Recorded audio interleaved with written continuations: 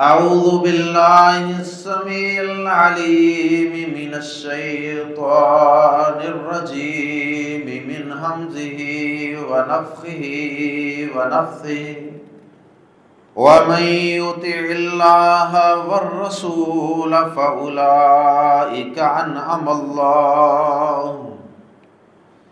ومن يطع الله والرسول فأولئك مع الذين أنعم الله عليهم من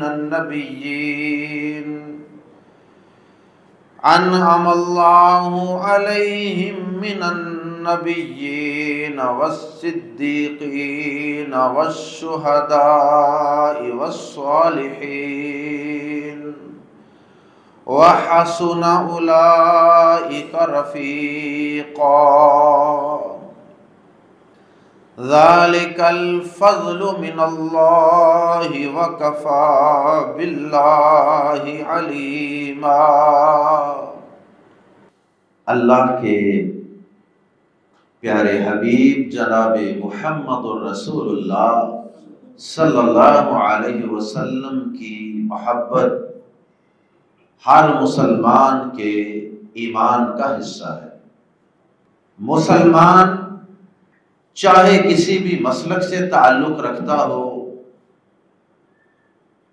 کسی بھی گروہ اور کسی بھی پارٹی سے تعلق رکھتا ہو، چاہے وہ بڑا نیک پارسا نمازی اور تہجد گزار ہو، چاہے تو وہ ایک بے عمل مسلمان ہو، اللہ کے پیارے نبی صلی اللہ علیہ وسلم کی محبت، میرا تجربہ اور مشاہدہ یہ کہتا ہے کہ ہر مسلمان کے دل میں کسی نہ کسی انداز سے آپ کی محبت ضرور موجود ہے۔ کسی کے دل میں تھوڑی محبت ہو، کسی کے دل میں زیادہ اور کسی کے دل میں بہت ہی زیادہ ہو، اس محبت میں درجات اور تفاوت اور فرق تو ہو سکتا ہے، لیکن میں اس بات کو ماننے کے لیے تیار نہیں کہ کوئی شخص جو کلمہ طیبہ پڑھ کر مسلمانوں کی صف میں داخل ہو چکا ہو اور اس کے دل میں پیارے نبی صلی اللہ علیہ وسلم کی محبت کسی نہ کسی شکل میں موجود نہ ہو۔ ہر صاحب ایمان کا دل آپ کی محبت میں تڑپتا ہے، دھڑکتا ہے۔ وہ الگ بات ہے کہ پیارے نبی صلی اللہ علیہ وسلم کی محبت کے جو صحیح تقاضے ہیں اور آپ کی محبت کی جو عملی طور پہ علامتیں اور نشانیاں ہیں، ان نشانیوں کو سب مسلمان پورا نہیں کرتے، اس محبت کے عملی تقاضوں کو سب مسلمان پورا نہیں کر رہے، لیکن محبت کے جذبات اور فیلنگز کسی نہ کسی انداز میں اور کسی نہ کسی لیول پہ ہر مسلمان کے دل میں اللہ کے فضل و کرم سے موجود ہے۔ اور یہ محبت میں سمجھتا ہوں کہ اللہ رب العزت انسانوں کے دلوں میں پیدا فرمایا کرتا ہے۔ اللہ رب العزت نے جب اپنے نبوت و رسالت کے اپنی وحی کے پیغام کو انسانوں تک پہنچانے کے لیے انبیاء و رسل کا سلسلہ جاری فرمایا اور اس کی تکمیل اپنے آخری پیغمبر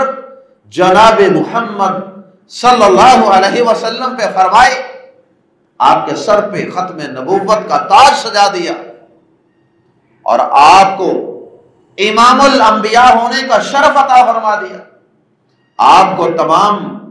انبیاء سے اعلیٰ اور افضل بنا دیا۔ تو پھر ضروری تھا کہ اللہ رب العزت آپ کی محبت، آپ کی عزت اور آپ کی شان و عظمت ہر مسلمان کے دل میں داخل فرما دیتا۔ تو اللہ رب العزت نے ایسا ہی کیا، آپ کی محبت ہر مسلمان کے دل میں داخل فرما دی۔ اور آپ یقین فرمائیں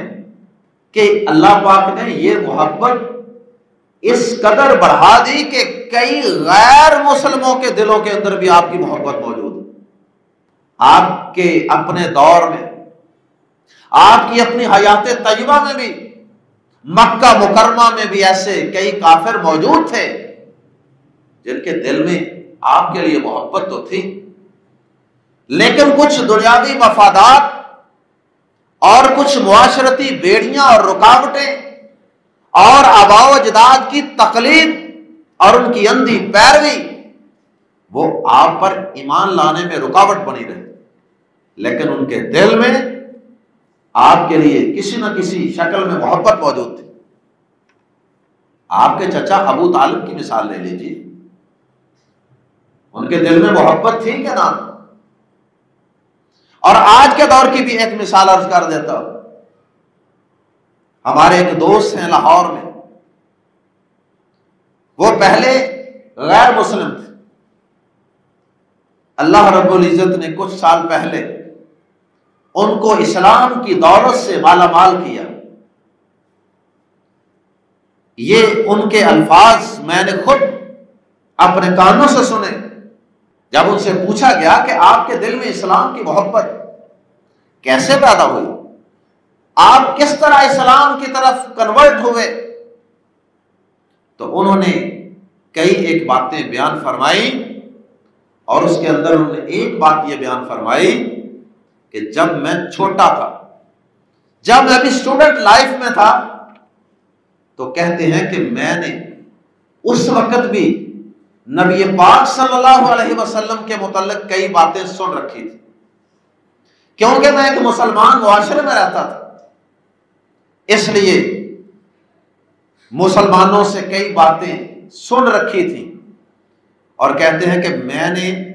حضرت محمد صلی اللہ علیہ وسلم کی سیرت کے متعلق بھی کسی حد تک کچھ نہ کچھ اسٹڈی کی ہوئی تھی۔ تو کہتے ہیں کہ اللہ کی قسم میرے دل میں اس وقت جب کہ میں ابھی جوانی میں تھا اور ابھی میں غیر مسلم تھا، اس وقت بھی اللہ کی قسم میرے دل میں محمد صلی اللہ علیہ وسلم کے لیے محبت موجود تھی۔ کہتے ہیں کہ میں آپ کے متعلق جب پڑھتا سنتا، میرے دل میں ان کے لیے محبت پیدا ہوئی۔ اور اس سے بھی مزید آگے بڑھ کے انہوں نے ایک اور بات کی جو ہمارے مسلمانوں کے لیے بھی لمحہ فکریہ۔ کہتے ہیں کہ میں نے داڑھی مسلمان ہونے کے بعد نہیں رکھی، کہتے ہیں کہ میں نے جب آپ کی سیرت پڑھی، اس میں آپ کا حلیہ مبارک پڑھا،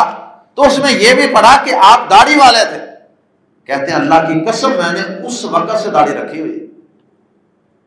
اسلام کا اعلان تو میں اس وقت کرنے کی پوزیشن میں نہیں تھا، لیکن جو جو کام میں اس وقت کر سکتا تھا نا اپنے اپنے طور پہ، وہ میں نے کیے۔ تو کہنے لگے کہ یہ داڑھی میری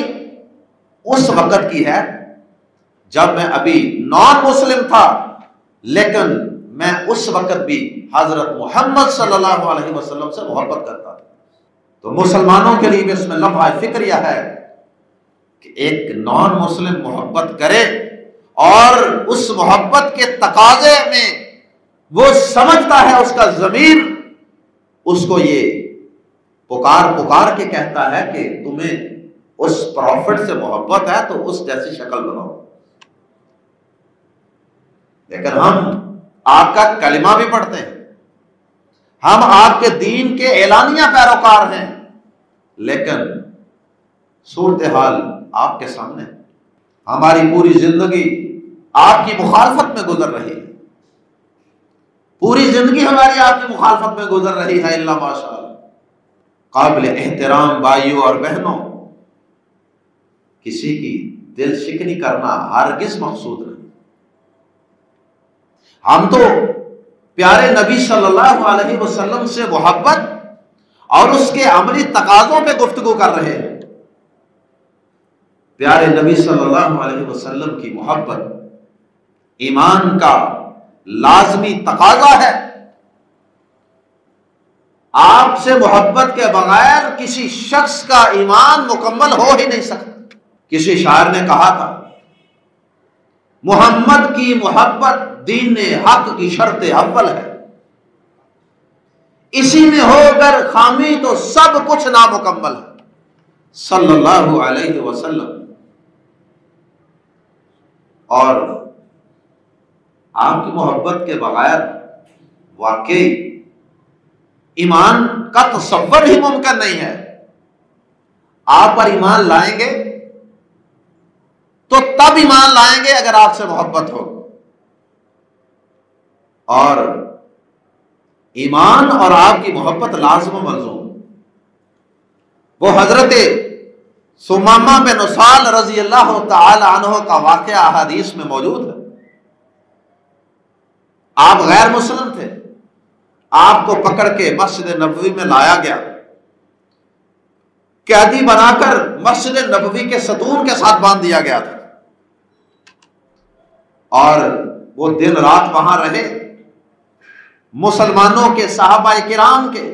پیارے نبی صلی اللہ علیہ وسلم کے جان نثاروں کے شب و روز کا مشاہدہ کیا،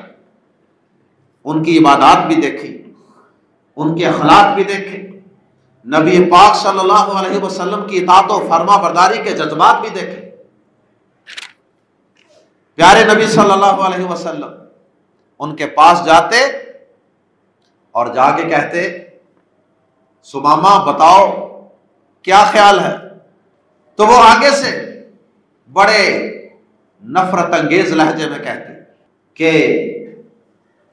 مجھے سب سے زیادہ نفرت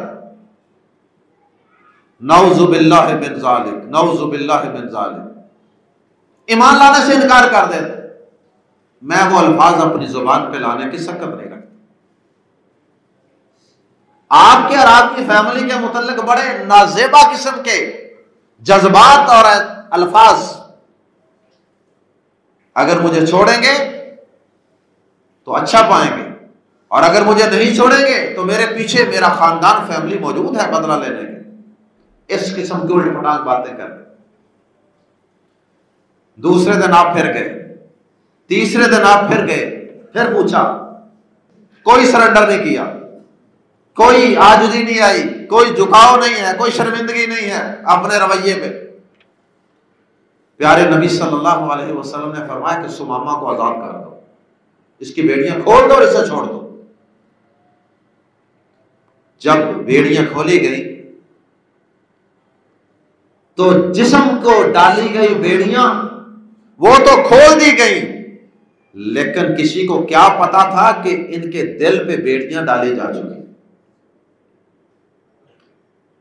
قریبی باغ میں گئے،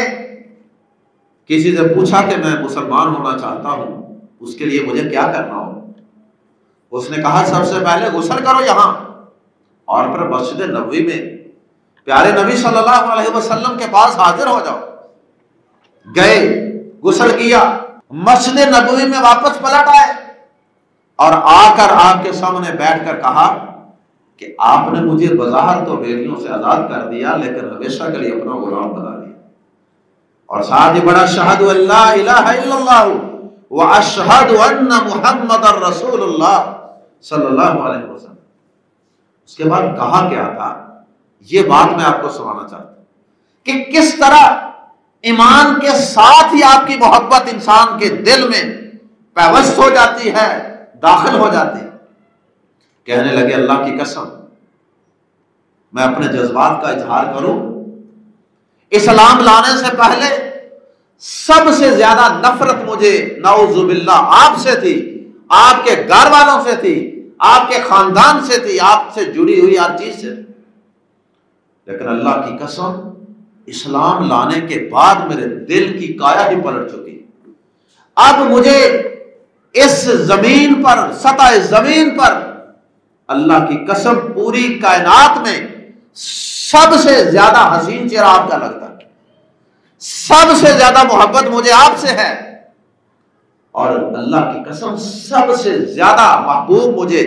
آپ کی فیملی اور آپ کا خاندان۔ کیسے یکدم احساس و جذبات بدل گئے، نفرت محبت میں بدل گئی، نافرمانی اطاعت و فرما برداری میں بدل گئی۔ یہ ہے ایمان اور اس کے ساتھ جڑی ہوئی آپ کی محبت۔ تو آپ کی محبت ایمان کا ایک لازمی حصہ ہے، اگر ایمان سے، اسلام سے آپ کی محبت کو نکال دیا جائے باقی کچھ نہیں بچتا۔ آپ سے محبت کرنا ہی صرف فرض نہیں ہے، بلکہ آپ سے محبت بھی ایسی کرنی لازمی اور ضروری ہے جو دنیا کی تمام محبتوں پر غالب ہو۔ صرف محبت کرنا ہی ضروری نہیں، صرف آپ سے محبت کا ہونا ہی ضروری نہیں، بلکہ دین اسلام کا تقاضا یہ ہے، ایمان کا تقاضا یہ ہے کہ آپ سے ایسی محبت کی جائے کہ کائنات میں کسی اور سے نہ کی جائے۔ پیارے نبی صلی اللہ علیہ وسلم کا فرمان گرامی صحیح بخاری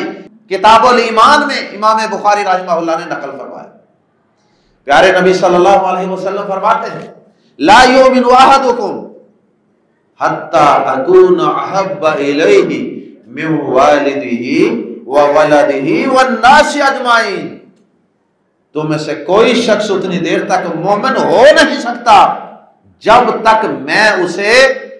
اس کے والدین سے، اس کی اولاد سے، بلکہ تمام کائنات کے تمام لوگوں سے بڑھ کر محبوب نہ ہو جاؤں۔ اللہ اکبر۔ اگر محبت اس لیول کی ہوگی پھر ایمان مکمل ہے، ورنہ ایمان ادھورا اور نامکمل ہے۔ عمر فاروق رضی اللہ تعالی عنہ ایک دفعہ نبی پاک صلی اللہ علیہ وسلم سے بڑی محبت کا اظہار کرتے ہیں، کہتے ہیں اللہ کے نبی صلی اللہ علیہ وسلم، اللہ کی قسم، اس ذات کی قسم جس کے ہاتھ میں میری جان ہے، اللہ کی قسم اپنی جان کے علاوہ کائنات کی ہر چیز سے زیادہ آپ مجھے محبوب ہیں۔ حضرت عمر رضی اللہ تعالیٰ عنہ نے ایک عرف کے اعتبار سے فطری طور پہ چونکہ ہر انسان کو جان سب سے زیادہ پیاری ہوتی، تو شاید اس سینس میں انہوں نے یہ کہہ دیا کہ اللہ کے نبی اپنی جان کو چھوڑ کر ہر چیز سے زیادہ پیارے ہیں۔ آپ نے فرمایا عمر بات بنی کوئی نہیں، ابھی ایمان مکمل نہیں ہوا، جب تک تمہیں اپنی جان سے بھی بڑھ کر میں محبوب اور پیارا نہیں ہو جاتا اتنی دیر تک ایمان مکمل کوئی نہیں۔ عمر فاروق رضی اللہ تعالیٰ عنہ کو اپنی اس غلطی کا فوراً احساس ہو گیا، اور انہوں نے شاید اس بات کو اتنا غور سے سوچا بھی نہ ہو، عرف کے اعتبار سے کہہ دی۔ فوری طور پہ یہ حدیث بھی صحیح بخاری کتاب الایمان میں موجود ہے، اور امام بخاری اللہ تعالیٰ کی قبر پہ کروڑوں رحمت نازل فرمائے، انہوں نے بھی یہ حدیثیں کتاب الایمان میں درج فرمائی، آپ سے محبت کی حدیثیں کتاب الایمان میں درج فرمائی، کیونکہ آپ کی محبت اور ایمان یہ لازم و ملزوم۔ حضرت عمر فاروق رضی اللہ تعالیٰ عنہ نے فوراً اپنے ایمان کی تجدید فرمائی، فرمایا اللہ کے نبی صلی اللہ علیہ وسلم آج کے بعد نہیں، اسی لمحے کے بعد ابھی سے عمر کو آپ اپنی جان سے بھی زیادہ عزیز۔ آپ نے فرمایا الآن یا عمر، اے عمر اب بات بن گئی ہے۔ تو پیارے نبی صلی اللہ علیہ وسلم سے محبت، سب سے پہلے آپ سے محبت ہونا ضروری، دوسرے نمبر پہ ہر چیز سے بڑھ کر محبت ہونی ضروری ہے۔ کائنات کے اندر جتنے بھی رشتے ہیں، جتنے بھی عزیز ترین رشتے ہیں، جتنی بھی محبوب ترین چیزیں ہیں کائنات کی، سب سے بڑھ کر پیارے نبی صلی اللہ علیہ وسلم کی محبت، یہ ایمان کا حصہ ہے اور یہ ایمان کی تکمیل کے لیے ضروری ہے۔ اور پھر سچی بات یہ ہے، جسے نبی پاک صلی اللہ علیہ وسلم سے کائنات کی ہر چیز سے بڑھ کر محبت ہوگی، اسے ایمان کی وہ ٹیسٹ اور وہ لذت حاصل ہوگی کہ جو کائنات کا کوئی عام انسان تصور بھی نہیں کر سکتا۔ ایمان کا باقاعدہ وہ ٹیسٹ اور لذت محسوس کرے گا۔ پیارے نبی صلی اللہ علیہ وسلم کا فرمان ہے صحیح بخاری میں، آپ نے فرمایا ثلاثۃ من کن فیہ وجد حلاوۃ الایمان، تین چیزیں تین کوالٹیز، تین اوصاف جس شخص میں موجود ہوں گے، فرمایا وجد حلاوت الایمان، اس نے ایمان کو چکھ لیا، ٹیسٹ کر لیا ایمان کو۔ اور ان تین اوصاف میں سے پہلا وصف آپ نے فرمایا اللہ اکبر، ان یکون اللہ ورسولہ احب الیہ من سواہما، فرمایا کہ پہلا وصف یہ کہ اللہ اور اس کے رسول سے وہ ہر چیز سے زیادہ محبت کرتا ہو۔ جس شخص میں یہ کوالٹی ہو کہ وہ کائنات کی ہر چیز سے بڑھ کر اللہ اور اس کے رسول کو چاہتا ہو۔ دوسری کوالٹی، اللہ اور اس کے رسول کے علاوہ اگر وہ کسی اور چیز سے محبت کرتا ہو تو وہ بھی اللہ اور اس کے رسول کی وجہ سے ہی کرتا ہو۔ مثلا والدین سے محبت ہے تو وہ بھی اس لیے کرتا ہے کہ رب راضی ہوگا، بیوی سے محبت کرتا ہے، بچوں سے محبت کرتا ہے، اس وجہ سے کہ اس سے رب راضی ہوگا، یہ میرے دین کا تقاضا ہے، میرے رب کا حکم ہے، میرے نبی کا فرمان ہے۔ اور تیسرا وصف، کفر کی طرف ایمان لانے کے بعد، اسلام قبول کرنے کے بعد کفر کی طرف واپس پلٹنا، اتنا برا خیال کرتا ہو، اس سے اتنی نفرت کرتا ہو جتنی کہ آگ میں چھلانگ لگانے سے نفرت کرتا ہے، اس قدر نفرت ہو کفر سے، واپس جانے کا تصور ہی محال ہو۔ فرمایا یہ تین خوبیاں جس شخص میں پیدا ہو گئی، اس نے ایمان کی مٹھاس کو پا لیا۔ اسے پوچھے ذرا ایمان کیا ہوتا ہے؟ جس میں یہ کوالٹیز نہیں ہیں، یہ خوبیاں نہیں ہیں، اسے کیا پتا ایمان کیا ہوتا ہے؟ بس وہ تو زبان سے ایک کلمہ پڑھ رہا ہے، اس کی ٹیسٹ کا اسے کوئی پتا نہیں، اس کا ٹیسٹ کیا ہے؟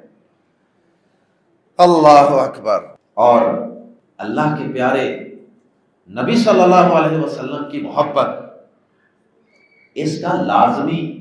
اور عملی تقاضا کیا ہے؟ ویسے تو اس کے کئی تقاضے ہیں، لیکن سب تقاضوں کا اگر خلاصہ اور سمری نکالی جائے تو وہ ایک ہی تقاضا ہے، اور اس میں تمام تقاضے آ جاتے ہیں۔ اور وہ تقاضا کیا ہے کہ اگر آپ سے صحیح معنوں میں محبت ہے کائنات کی سب چیزوں سے بڑھ کر، تو پھر یہ زبانی محبت نہیں ہونی چاہیے، بلکہ اس کا عملی ثبوت انسان کے عمل سے، اس کے کردار سے جھلکنا چاہیے۔ یہ نہیں کہ نماز پڑھی کوئی نہیں، روزے رمضان کے رکھتا کوئی نہیں، غمی خوشی میں ہندوؤں اور عیسائیوں اور یہودیوں کی نکالی کرتا ہے، کاروبار میں سود ہے، نظر میں حیا کوئی نہیں، چہرے پر سنت رسول کوئی نہیں، نہ غمی، نہ خوشی، نہ عبادات، نہ عقائد، نہ معاملات، نہ اخلاقیات، کسی چیز میں اللہ کے رسول صلی اللہ علیہ وسلم کی اطاعت اور فرما برداری کوئی نہیں کرتا، ہر کام میں ان کی مخالفت، اور نعرے مارتا ہے کہ جو نہ ہو عشق مصطفیٰ تو زندگی فضول ہے، نعرے یہ مارا، لیکن عشق مصطفیٰ کے تقاضوں کا پتہ ہی کوئی نہیں۔ اللہ اکبر۔ اللہ کے پیارے نبی صلی اللہ علیہ وسلم کے دور میں یہودی اور عیسائی بھی اللہ پاک سے محبت کا دعویٰ کرتے تھے، وہ بھی کہتے تھے ہمیں اللہ سے بڑی محبت ہے۔ اللہ رب العزت نے سورہ آل عمران کے اندر باقاعدہ ایک آیت نازل فرمائی اور ان کو سوال کیا، ان کو جھنجھوڑا کہ تم اس محبت کو اگر چیک کرنا چاہتے ہو، اس کا ٹیسٹ کرنا چاہتے ہو تو طریقہ میں بتا دیتا ہوں۔ سورہ آل عمران فرمایا قل ان کنتم تحبون اللہ فاتبعونی یحببکم اللہ، کہہ دیجئے اے نبی صلی اللہ علیہ وسلم، انہیں کہہ دیجئے ان کنتم تحبون اللہ، اگر تم واقعی اللہ سے محبت کرتے ہو، فاتبعونی، تو میرے نبی کی پیروی کرو، اور اگر تم میرے نبی کی اتباع اور پیروی کرو گے، یہ کہا ہی نہیں اللہ پاک نے کہ میرے نبی پر ایمان لاؤ، کیونکہ پیروی ہوگی تب جب ایمان لائیں گے، تو ایمان لانے کے بعد کا اگلا سٹیپ بیان کر دیا، انہیں کہو کہ اگر تم واقعی اللہ سے محبت میں اور اللہ سے محبت کے دعوے میں سچے ہو تو میرے نبی پر ایمان لا کر اس کے پیروکار بن جاؤ، اور اس کا فائدہ یہ ہوگا کہ اگر تم اللہ کے نبی کی پیروی کرنی شروع کر دو گے تو صرف تمہاری اللہ سے محبت ہی سچی نہیں ثابت ہو جائے گی، بلکہ یحببکم اللہ، اللہ بھی اس کے بدلے میں تم سے محبت شروع کر دے، تم اللہ کے محبوب بن جاؤ۔ یحببکم اللہ ویغفر لکم ذنوبکم، اللہ تم سے محبت کرے گا